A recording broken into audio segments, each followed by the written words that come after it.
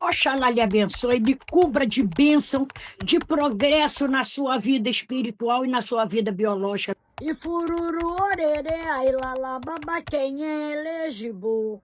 Ireu e flá, motiwa baba, ejiborere mojibaô. O lua é maô, eu alixê. A mitologia iorubá conta que Babá Ajalá é o oleiro celestial que molda as cabeças dos seres humanos antes de nascerem. Trabalhando com barro e fogo, ele cria os diferentes ori que as almas escolhem para guiar seu destino na Terra, explicando assim a variedade de destinos e características humanas. Ajalá é o encarregado de criar as cabeças espirituais, os ori, utilizando argila e fogo no céu. A qualidade e a perfeição do ori dependem da atenção de Ajalá no momento da criação. Se ele estiver distraído ou bêbado, pode criar um ori imperfeito. Antes de encarnar, cada alma vai até a casa de Ajalá para escolher seu ori, que será o guia do seu destino na vida. Babá Ajalá está ligada a Oxalá, o orixá da criação, que molda os corpos, enquanto Ajalá molda as cabeças, a parte espiritual da existência. A escolha de um bom ori na casa de Ajalá influencia o alinhamento da pessoa com sucesso e prosperidade. Se uma alma escolhe um ori inadequado, ou se ele é feito de forma imperfeita, a vida do indivíduo pode ser marcada por desafios.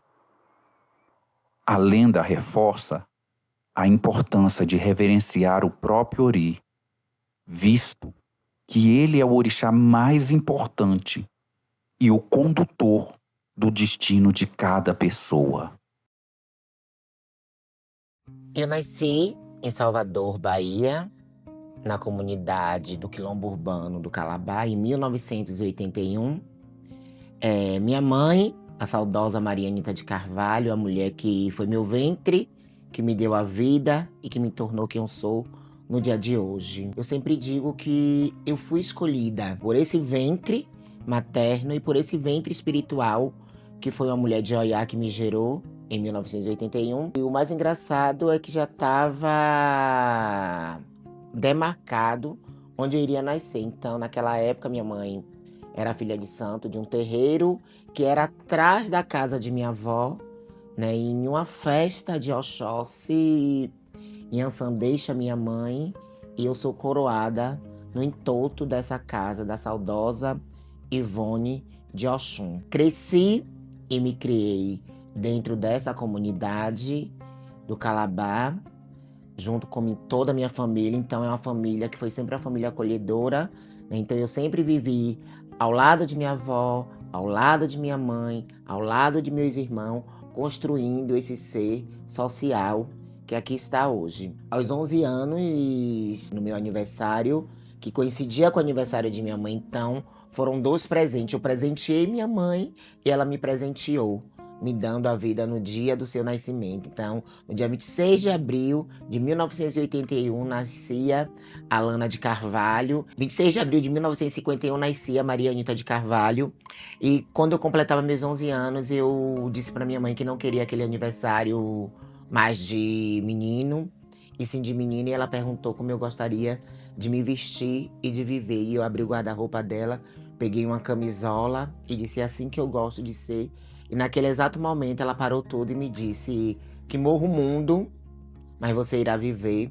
E eu estou viva até o dia de hoje, chegando aos 44 anos, num país que lidera a maior violência e violação de direitos humanos contra o corpo das mulheres, travestis, transexuais, homens trans e pessoas não binárias e pessoas LGBT, dizendo que eu só podia viver enquanto uma mulher travesti preta até os 35 anos, enquanto uma mulher travesti preta e periférica até os 25, e hoje eu chego aos 44 anos. Vivi e cresci dentro do movimento social, porque foi algo que sempre me puxou por conta do candomblé.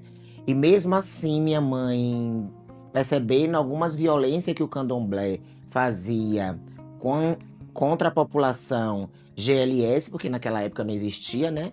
Todas essas siglas, então era GLS. Então minha mãe tinha medo que eu fosse iniciada na religião de matriz africana. Sou educadora social de formação, trabalhei por vários anos com abordagem de rua, com acolhimento de crianças e adolescentes em situação de extrema vulnerabilidade, sendo a primeira educadora social travesti no acolhimento de corpos travesti, mulheres trans, homens trans e pessoas não binárias na cidade de Salvador, Bahia. Eu sou Fernanda de Moraes da Silva, mais conhecida como Iá Fernanda de Oiá, né?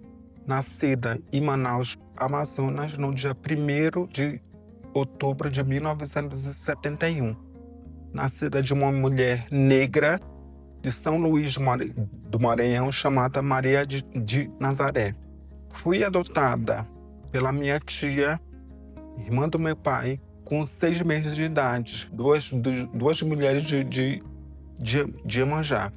A minha mãe carnal era feita na Minas Gerais. A minha mãe adotiva é de Belém do Pará. Ainda na minha infância, a minha mãe, né, era Ialorixá de Candomblé. Eu sempre tive uma espiritualidade muito forte, né? E com 7 para 8 anos, eu comecei a sonhar com uma pombageira, que é a minha entidade, que é a Dona Maria Molambo. Com 9 anos de idade, essa pombageira me pegou, né? A minha mãe, na época, costurava isso tudo lá em Manaus, né? Ela me pegou e foi conversar com a minha mãe. E falou para minha mãe que eu não seria o filho que ela tanto esperava, porque eu sou a raspa do tacho, ou seja, sou a raspa do tacho de três irmãos. Porque na época, minha mãe teve uma gravidez tubária, ela teve que tirar a trompa direita e ela pensava que ela nunca mais fosse engravidar. Depois nasci eu, né, um presente de Oiá para essas 2 mulheres de Iemanjá. Com 9 anos, essa pombageira me pegou e falou as coisas para minha mãe. Só que a minha mãe ficou bem receosa, porque o candomblé, na época, nunca foi inclusivo. Apesar que as pessoas falam que o candomblé é uma religião que abraça todo mundo. Abraça todo mundo, mas só para pessoas cis, para pessoas trans, nunca foi inclusivo. Mas com 15 anos, eu conheci meu atual avô de santo, chama Ribamar de Jairá. Ele foi feito na mina, só que ele mudou também de São Luís do Maranhão para Manaus. Lá em Manaus, ele tem uma casa de candomblé, Ilê Axé Bessa Orum, né, que é terreiro de Santa Bárbara, onde eu nasci por orixá, no dia 24 de fevereiro de 1993. Meu tio de santo, que também era de Oiá, ele já tinha completado 7 anos, mas ele não tinha dado obrigação. Então a casa não podia ter 2 Oiás da mesma qualidade. Exatamente por isso também que foi iniciado com o Xangô.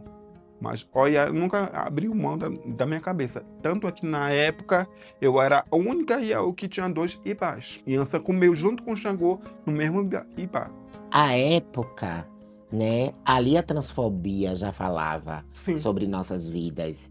Então, eu penso muito quando minha mãe olhava para mim e me dizia: essa religião não lhe cabe. Essa religião vai lhe escravizar. Essa religião vai lhe maltratar. E eu não quero ver minha filha passar por isso. Eu não quero ver minha filha viver isso. Então, se fosse pela vontade do santo e das pessoas, eu teria iniciado o santo com 3, 4, 5 anos de idade, mas minha mãe não permitiu. Então minha mãe disse: quando você completar 18 anos, você fará a escolha da religião, qual você vai escolher para sua vida. E aí eu sou iniciada depois dos 18, e mesmo assim, tendo que negar a minha identidade de gênero. Eu não escolhi nascer no Brasil, um país que mais mata pessoas travestis e transexuais. Eu fui escolhida para nascer aqui. Eu não escolhi o candomblé, né? É uma religião que diz que acolhe, mas é uma religião que maltrata, uma religião que julga, uma religião que exclui. E quando eu sou iniciada, eu fui iniciada pelo meu nome morto. Então, quando eu chego, né, que eu bolo nessa casa e que o pai de santo diz que eu tinha que iniciar, porque já tinha passado do tempo, que era eu iniciar, ou eu iniciava ou era a saúde de minha mãe. Então eu escolhi viver isso para ter minha mãe viva ao meu lado e permitir, muitas das vezes, deixar com que a religião me destransicionasse com o nome da fé. Mas não é a religião, não é o orixá. São as pessoas que não têm uma formação nem uma educação e não buscam. O orixá nasceu na minha cabeça, através do meu coração. Foi no meu ori que o orixá nasceu.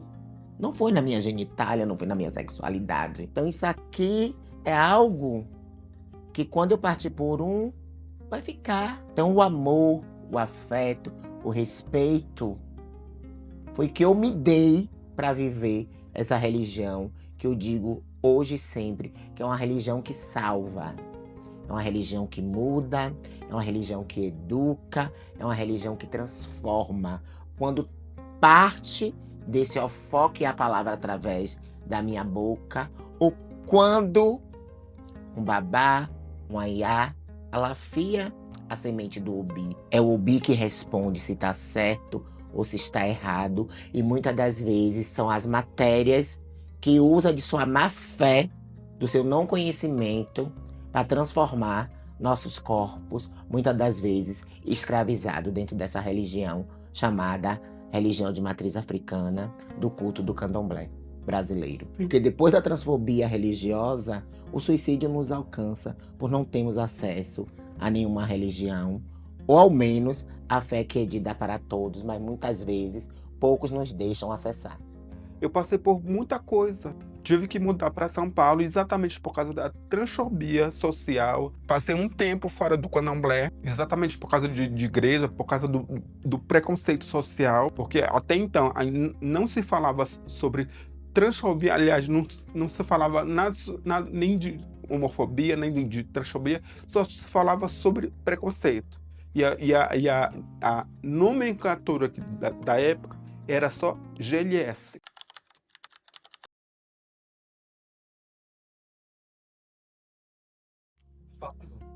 Eu acho que o amor, Sim, também o amor, pelo chamado de Ansan, de Oiá, de Iemanjá, por tudo.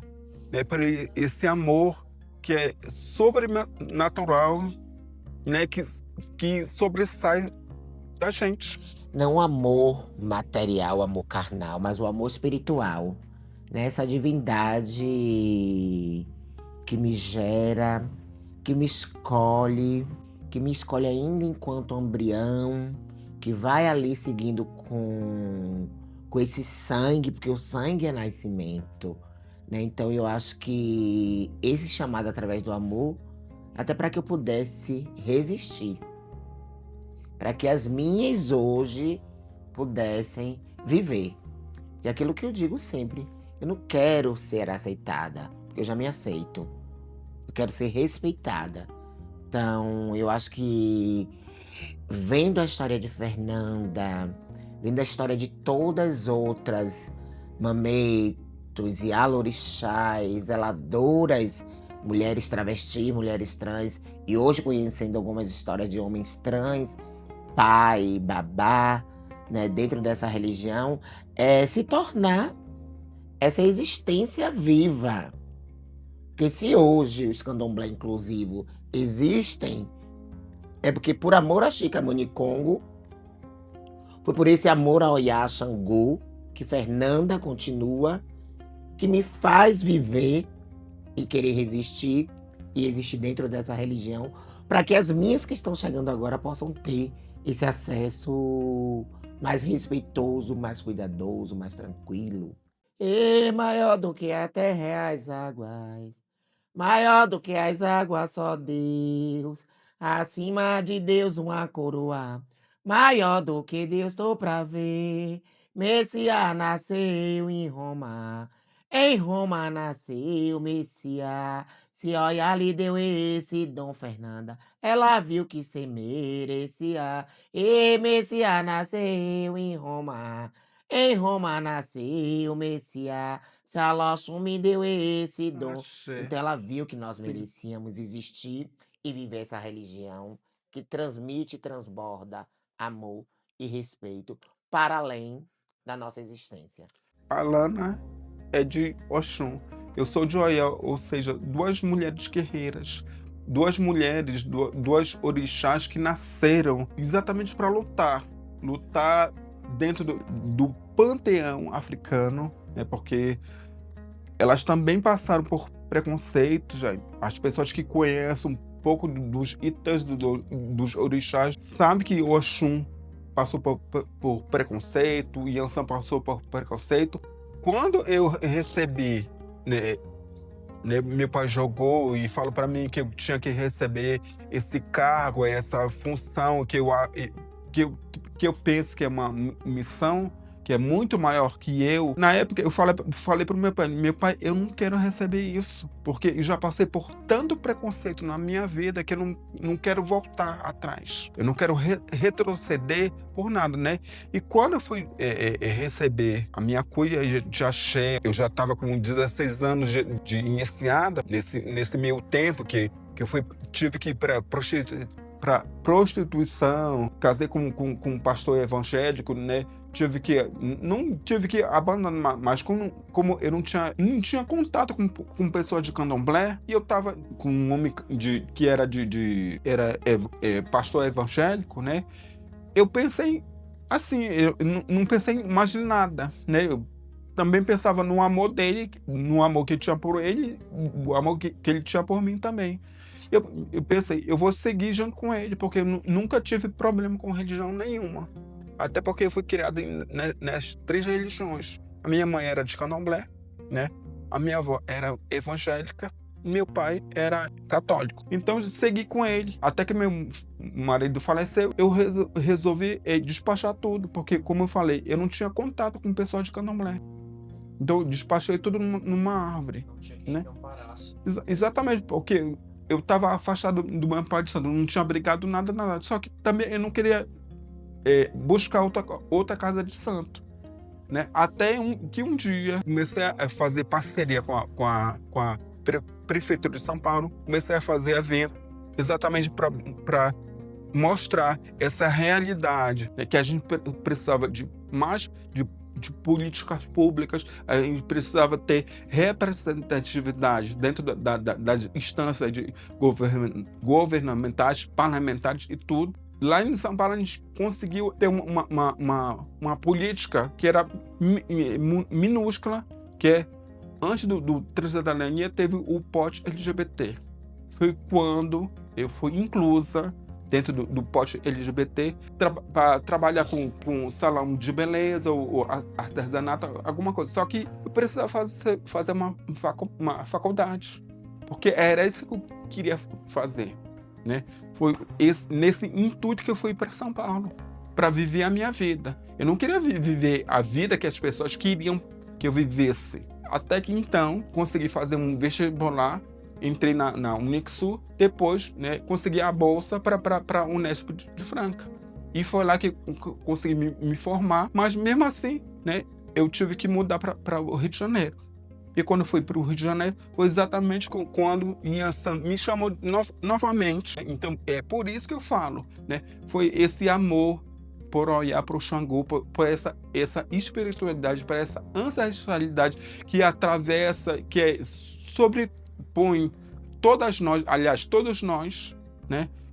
Que eu persisto tanto estar dentro dessa religião, porque eu também amo o candomblé, porque eu sou serva, eu sou uma zeladora, eu cuido das cabeças. E como a Alana falou, né, ninguém raspa, né, a genitália, né, a gente raspa o ori, porque o orixá vem na cabeça, não vem na sexualidade, não vem na genitália, né? E foi exatamente por isso também que a gente luta tanto. Eu sou formado em serviço social, tenho 2 pós-graduações na UERJ do Rio de Janeiro, né, que é em Direitos Humanos, Sexualidade e Gênero. Escrevi um livro ano passado, foi lançado ano passado, exatamente, que é um livro que chama Matriarcado, né, a decolonização do candomblé tradicionalista,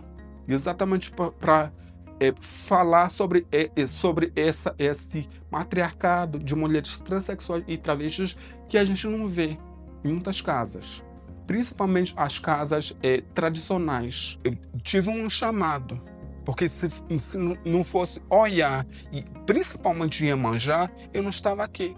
Quantas vezes ela traz na fala dela do chamado? Eu inicio minha casa de um homem hétero, sou da família Tumbeci, sou angoleira Paquetã, a nação mais fechada, né, e conservadora dentre essa cultura religiosa.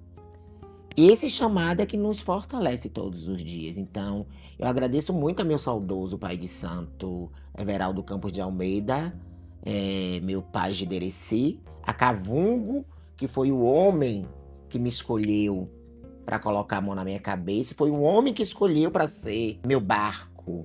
E hoje agradeço a Sandra Conceição, a Iacoromim, né, e toda a minha família de axé, a minha avô de santo, Chico de Airá, a meu bisavô Didi, né, que com toda essa negação que o ser humano faz, né, para nos afastar da religião, negando a nossa existência enquanto humano.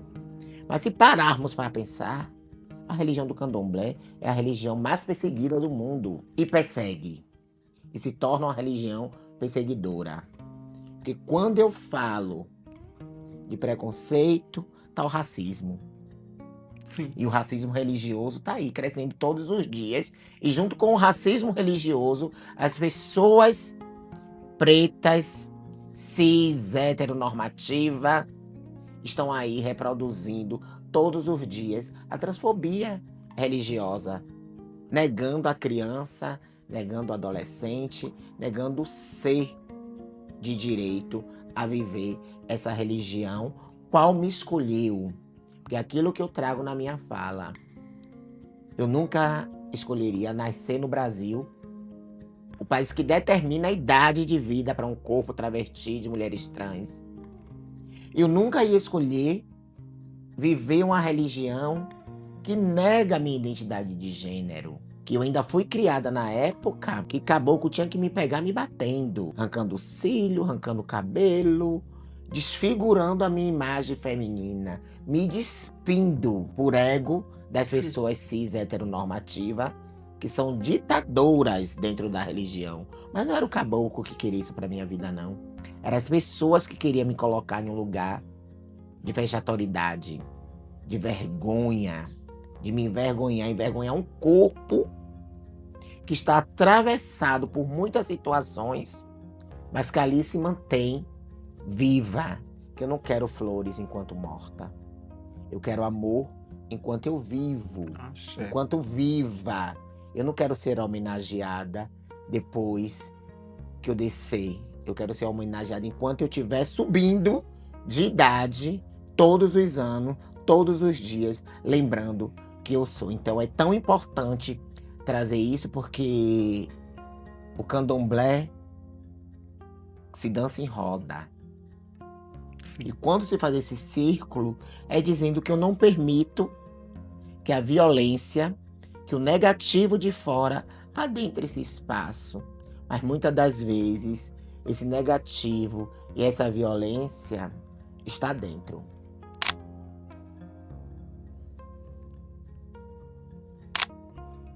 Eu passei por tanta coisa. E essa espiritualidade, essa ancestralidade me levantou várias vezes. Inclusive quando eu tive o AVC em 2016, que foi um AVC isquêmico, né, que eu lembro de tudo, né? Foi exatamente essa espiritualidade, essa ancestralidade dessa Pombagira, de Ansan e de Xangô, que me levantaram. Porque se hoje em dia eu estou andando e voltando a falar, eu agradeço muito a isso, porque foram eles que me levantaram, né? Se eu passei por tudo isso, todo mundo pode passar. Claro que hoje em dia a gente luta que as mais novas, os mais novos, não passam por tanto preconceito. Se a gente passou por isso, todas vocês podem passar, mas com mais leveza. Se o candomblé ainda está, né, com falta de acolhimento, vamos fazer um candomblé mais acolhedor, mais inclusivo. Mas não é só para pessoas trans, para todas as pessoas. É isso que eu quero deixar de mensagem para todas vocês, para toda a comunidade de candomblé. Ai, que as encruzilhadas da vida, né, possa destravar todos os conceitos negativos que a sociedade humana vem trazendo junto à religião de matriz africana. Mas o amor próprio é o que vale a nossa existência e a nossa vivência. Então, se aquela casa não lhe aceita, busque uma casa que lhe respeite, que lhe dê amor, que lhe dê carinho e que faça você existir sendo quem você é. Eu sempre digo, não é a falta de amor, não. É a falta de caráter. Então busque uma porta que você possa bater e que você encontre amor. Porque o amor é que transforma, o amor é que salva, o amor e a fé é que me faz viver e existir. Eu, meu pé de limoeiro, na terra do alvorá. Ô meu pé de limoeiro, na terra do alvorá, aonde o sol brilhou no tempo, onde canta o sabiá, aonde o sol brilhou no tempo, onde canta o sabiá, minha terra um sertão, onde eu avistei o irará, minha terra um sertão, onde eu avistei o irará, o dia que meu corpo fosse embora, toda a nação irá chorar. O dia que meu corpo fosse embora, todas as estrelas irão brilhar e que brilhe por nós. Achei. Outra coisa que eu sempre falo, porque Oiá, Xangô, Quessimbe, Dandalunda, Oxum já sabiam que a gente ia ser Fernanda e Alana. Então, por isso, né, nós estamos de parabéns, porque estamos vivas, podendo mostrar a nossa história para o mundo. E muito axé para nós dois. Axé. Avetu, axé, axé, axé. Eu sou Babalorixá Alan de Ogum, da casa do Ilê Fé de Oxum, aqui em Brasília, e descendente do Ilê Axé Opo-Afonjá, Rio de Janeiro, Coelho da Rocha. Este documentário ele surge a partir da pesquisa de mestrado Ibamiran Aie, Outros Tempos na Terra, o ethos afro-brasileiro e a transgeneridade na religião dos orixás.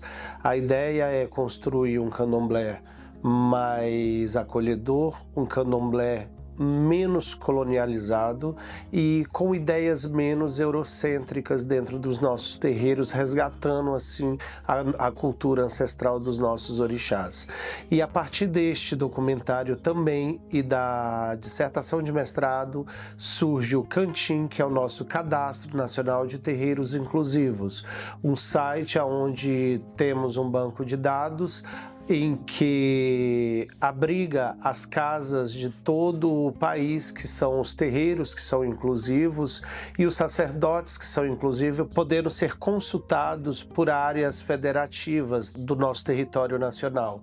Então, dentro dele, a gente consegue consultar quais os terreiros são inclusivos e quais os sacerdotes, bem como cadastros de filhos e filhas desses terreiros que participam do grupo transgêneros, desde o não binário às travestis e que possam ser acolhidos, dando dignidade e encaminhando ao mercado de trabalho cada um deles à medida que as demandas vão surgindo.